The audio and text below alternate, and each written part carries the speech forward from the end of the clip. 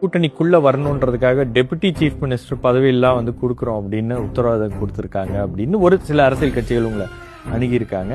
எந்த அரசியல் கட்சி அணுகியது, என்ன ப்ராமிஸ் பண்ணாங்க? திமுக அதிமுக நான் போக மாட்டேன், உங்களுக்கு தெரியும். திமுக கூட போக மாட்டேன். பாஜக அந்த மாதிரி ஒரு ஆஃபர் பண்ணாங்களா உங்களுக்கு? இல்ல, அந்த கூட்டணி இந்த கட்சிக்கு போகலைன்னா அப்படி யாரு கூப்பிட்டு பாக்கணும் உங்களுக்கு தெரியாத? சரி, அது மாதிரி ஒரு ஆஃபர் வந்துச்சுன்னா நீங்க ஏன் அதை மறுக்கிறீங்க? நீங்க ஏன் அதை ஏற்க மறுக்கிறீங்க? துணை முதலமைச்சர் சீமான் அப்படின்னா பதவிக்காக வரவனா இருந்தா எப்பவோ போயிருப்பேன். அதெல்லாம்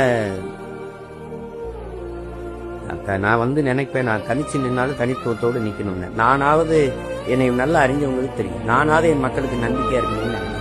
என் முன்னோர்கள்லாம் வந்தவங்கலாம் தற்காலிக நிரந்தர வெற்றி இழந்துட்டாங்க. நான் தற்காலிக வெற்றிக்காக நிரந்தர தோல்வியை தழுவிக்கொள்ளக்கூடாதுன்னு நினைக்கிறேன்.